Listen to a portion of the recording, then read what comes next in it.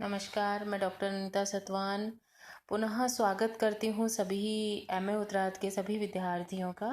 विद्यार्थियों, यहाँ पर हम पंचम प्रश्न पत्र का अध्ययन कर रहे हैं, जिसमें महाकवि बिल्लड़ विरचित विक्रमांक देव चरितम का हम ये इस ई व्याख्यान में अध्ययन करेंगे। विक्रमांक देव चरितम के 11 श्लोकों का हम अध्ययन कर चुके हैं और 12वें श्लोक से आज हम इस ई व्याख्यान में इस वीडियो में पढ़ेंगे। तो दूसरे श्लोक को प्रारंभ करने से पूर्व मैं पुराने हमारा जो प्रसंग है उस पर थोड़ा सा प्रकाश डालना चाहूँगी। तो देखिए, यहाँ पर जो 11वां श्लोक है उसमें महाकवि बिल्लड़ ने काव्य के बारे में बात करी है। उन्होंने बोला है कि साहित्य रूपी समुद्र का मंथन करने से उत्पन्न होने वाले कानों के अमृत यानी काव्य रस की रक्षा कीजिए, क्योंकि इसको लूटने के लिए काव्यार्थ के लुटेरे या नकलची कवि दैत्यों के समान चोरों की तरह या चारों ओर से बढ़ रहे हैं। तो यहाँ पर जो पिछला श्लोक है उसमें काव्य अमृत बहुत कठिनाई से प्राप्त होता है और वो एक बड़ी वस्तु है, तो उसकी नकलची जो कवि हैं उनके द्वारा नकलची कवियों से उसकी रक्षा करनी चाहिए। इस चीज़ का उन्होंने जिक्र करा है। यानी यहाँ पर मैं थोड़ा सा ये भी बताना चाहूँगी कि बिल्लड़ के समय तक जो काव्य की रचना हो रही थी उसमें कुछ रचनाकार पुराने कवियों की रचनाओं से चुरा चुरा कर लिखने लगे थे।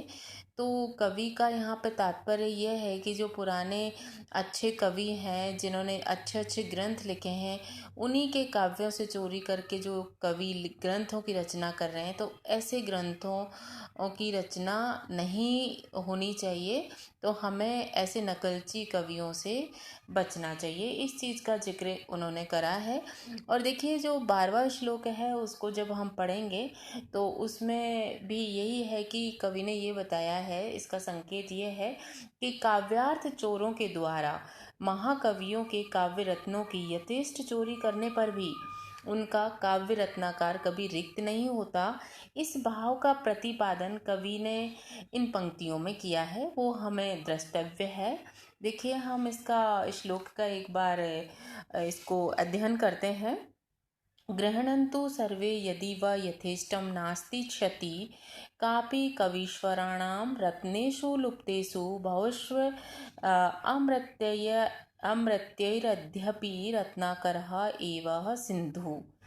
तो इस श्लोक का हम एक बार अन्वय करते हैं। तो देखिए, अन्वय ये है, यदि वा सर्वे यथेष्टं गृह्णेतु कवीश्वराणां कपि क्षति नास्ति अमर्त्यै बहुषु रत्नेषु लुप्तेषु अपि सिंधु अद्यापि रत्नाकरः एवः। अब हम एक एक इस अन्वय के अनुसार एक एक शब्द का अर्थ हम यहाँ पर लेते हैं। तो देखिए, कहा है यदि वा जो पद है वो 11वें श्लोक से जुड़ा हुआ है। उसमें है कि चोरी करने वाले चोरी कर रहे हैं, उनसे हमें रक्षा करनी चाहिए, किंतु यदि वो चोरी कर भी लेते हैं तो यहाँ पर यह है अथवा। यदि वा का मतलब है अथवा। इस पद का प्रयोग पूर्वोक्त श्लोक के भाव के निषेध की सूचना देता है। यानी जो कर भी लेते हैं तो कवि का काव्य घटेगा नहीं, परंतु ऐसा नहीं करना चाहिए, ये उन्होंने पूर्व श्लोक में बताया है। सर्वे यथेष्टम गृह्णतु, केवल सर्वे यथेष्टम गृह्णतु का मतलब है केवल काव्यार्थ चोर ही नहीं, अपितु सभी लोग कवियों के काव्य धन को इच्छा अनुसार चाहे जितना ले लें, जो जितना चाहे उतना ले ले, कोई चिंता नहीं है। नास्ति क्षति कापि कवीश्वराणाम, यानी महान कवियों की कोई हानि नहीं होगी। क्षति यानी हानि, कवीश्वर यानी जो श्रेष्ठ कवि हैं, महाकवि हैं, उनकी इससे कोई क्षति नहीं होगी। यानी कहने का इसका भावार्थ ये है कि साधारण कवियों को तो इससे निश्चित ही हानि होती है, क्योंकि उनका काव्य समूह इसमें धीरे धीरे खाली हो जाता है और उसकी पुनः पूर्ति नहीं हो पाती। इसके विपरीत जो महाकवि हैं उनका काव्यगार अक्षय है, अत्यधिक भरा हुआ है तो कोई उसमें से कुछ चुरा लेगा तो उससे उनकी खास क्षति नहीं होगी। आगे, अमर्त्यय, अमर्त्य यानी भिन्न, अर्थात देवताओं और दैत्यों के द्वारा बहुसु रत्नेषु लुप्तेषु अपि, यानी अनेक रत्नों के निकाल लेने पर भी, रत्न यानी श्रेष्ठ पदार्थ, जो समुद्र मंथन में अमृत था या जो श्रेष्ठ वस्तुएं थी उनके लिए आया है। तो इस अंश में समुद्र मंथन की उस पौराणिक घटना की ओर संकेत किया गया है जिसमें समुद्र में से रत्न निकाल लिए गए थे।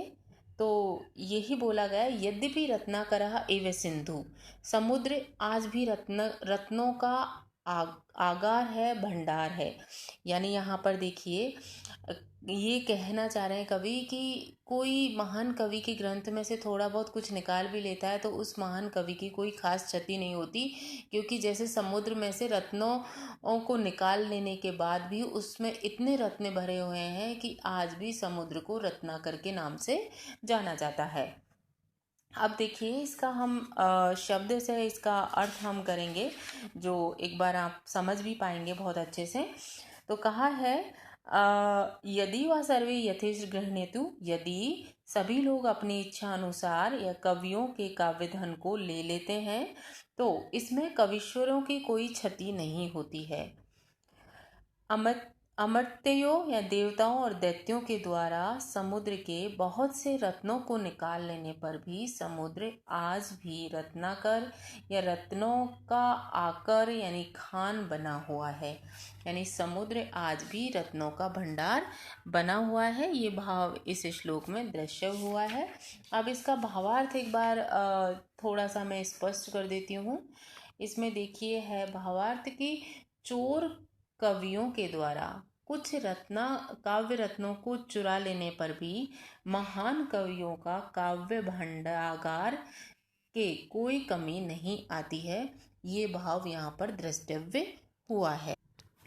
नेक्स्ट श्लोक का हम अध्ययन करेंगे। तो उस अध्ययन से पूर्व हम उस श्लोक का थोड़ा सा बताना चाहूँगी मैं कि उसके अंदर क्या है।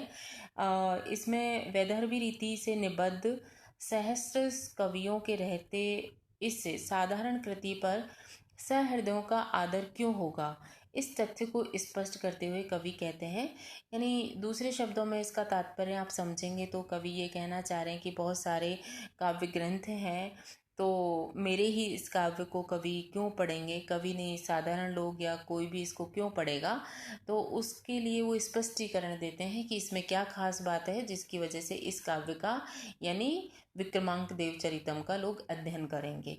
पहले हम श्लोक का अध्ययन करते हैं। सहस्रशः सन्तु विशारदानां वैदर्भी लीला निधय प्रबन्धः तथापि वैचित्र रहस्य लुब्धः श्रद्धा विद्यास्यन्ति सचेतोस्त अत्रः।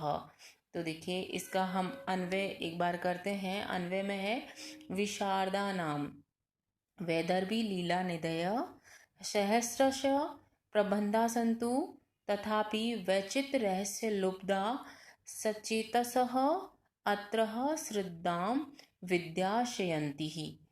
तो इस शब्दार्थ, इस अन्वय के अनुसार हम शब्दार्थ देखते हैं। तो देखिए, इसके शब्दार्थ में है विशारदा नाम। विशारदा नाम से तात्पर्य काव्य रचना में प्रवीण कवियों, मतलब जो काव्य रचना करने के विशारद हैं या प्रवीण हैं, उन कवियों के लिए शब्द आया है। वैदर्भी लीला निधय, वैदर्भी लीला निधय यानी वैदर्भी रीति की क्रीड़ाओं के निधान रूप, यानी जिसने वैदर्भी रीति को अच्छे से प्रयोग करा हो, जिसमें वैदर्भी रीति के स्वच्छंद विहार करती अनेक क्रीड़ाएं जिसके काव्य में करती हो। प्रबंध यानी काव्य या ग्रंथ। तथापि यानी फिर भी, ऐसा होने पर भी। वैचित्र रहस्य लुब्धा, वैचित्र रहस्य लुब्धा से तात्पर्य वक्रोक्ति के रहस्य के अभिलाषी, जो काव्य में केवल वक्रोक्ति की तत्व की खोज करते हैं। वे वैचित्र यानी वक्रोक्ति, कहने का साधारण से भिन्न ढंग, यानी जिसके काव्य वक्रोक्ति क्या है, यानी हम किसी चीज को भिन्न ढंग से कहते हैं, वो वक्रोक्ति होती है। तो जिसका काव्य में प्रचलन तो बहुत प्राचीन काल से होता आया है, किंतु जिसकी साहित्यिक मीमांसा सबसे पहले किसने करी? आचार्य कुंतक ने करी। तो दूसरा शब्द है हमारा सचेतस। सचेतस का मतलब है सहृदय या सुख और दुख की समान अनुभूति करने वाले।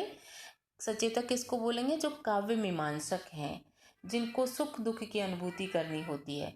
तो बिल्हड़ की इस उक्ति में से ये स्पष्ट होता है कि उस समय का जो काव्य मीमांसक रस की खोज करने वाला ना रहकर वैचित्र का अन्वेषक हो गया था। तो पूरे पद में कवि का भाव ये है कि यदि संसार में वैदर्भी रीति में लिखे हुए हजारों ग्रंथ हैं तो हुआ करें, उनमें हमारे काव्य पर कोई भी दुष्प्रभाव पड़ने वाला नहीं है, क्योंकि उन ग्रंथों में केवल वैदर्भी रीति का प्रयोग हुआ है, जबकि मेरे इस काव्य में इसके अतिरिक्त किसका प्रयोग हुआ है? वक्रोक्ति का भी प्रयोग हुआ है। तो जो लोग वक्रोक्ति को प्रेफरेंस देते हैं या जो वक्रोक्ति प्रिय हैं, वो इस काव्य को अवश्य ही पढ़ेंगे। तो वापस हम अन्वय के हिसाब से इसका अर्थ एक बार देखते हैं। तो देखिए, इसका अर्थ है विशारदा नाम यानी कुशल कवियों के द्वारा निर्मित वैदर्भी लीला निधेय वैदर्भी रीति की क्रीड़ाओं से भरे हुए हजारों काव्य ग्रंथ भले ही विद्यमान हो, यानी कुशल कवियों की वैदर्भी रीति की क्रीड़ाओं से भरे हुए हजारों काव्य ग्रंथ भले ही विद्यमान हो, फिर भी वक्रोक्ति के रहस्य को चाहने वाले या वक्रोक्ति के रहस्य के जो प्रिय सहृदय लोग हैं, इस काव्य ग्रंथ पर अवश्य श्रद्धा करेंगे या इस काव्य को अवश्य ही पढ़ेंगे। ये भाव कवि ने इसमें बताया है। इसका भावार्थ हम एक बार देखते हैं। पुनः मतलब मैं उसको थोड़ा स्पष्ट करती हूँ। यहाँ पर कवि पुनः मैं ये बात बोल रहा है कि पूर्ववर्ती कवियों के काव्य ग्रंथों में केवल वैदर्भी रीति का प्रयोग है, जबकि मेरे इस ग्रंथ में वक्रोक्ति का सामंजस्य भी है। तो कवि ने अच्छे से स्पष्ट करा है कि उनके काव्य में वक्रोक्ति रीति का प्रयोग हुआ है। और विशेषतः हम देखें तो यहाँ पर व्यतिरेक और काव्यलिंग अलंकार है। तो आज की इस वीडियो में विद्यार्थियों हम इतना ही अध्ययन करेंगे, और मेरा आप सभी से एक अनुरोध है कि मैं विक्रमांक देव चरितम आपको अध्ययन करवा रही हूँ। तो हम कोई भी श्लोक छोड़े बिना आगे बढ़ रहे हैं। तो पूरी वीडियोज को आप अच्छे से देखेंगे तो एक ग्रंथ की तारतम्यता भी बनी रहेगी और आपको समझने में आसानी होगी। बाकी हम और जो आपको असाइनमेंट इत्यादि देंगे वो व्हाट्सएप ग्रुप के थ्रू देंगे, तो आप उस ग्रुप पे लगातार जुड़े रहें। इस वीडियो का लिंक भी आपको वहीं प्राप्त होगा, ये आपको पहले से ही विदित है, पर मेरा पुनः आपसे एक अनुरोध है कि आप लगातार इन वीडियोज़ को देखें ताकि हमारा सिलेबस एक सही दिशा में चल सके, हम अपने पाठ्यक्रम को समय से पूर्ण कर सकें। धन्यवाद।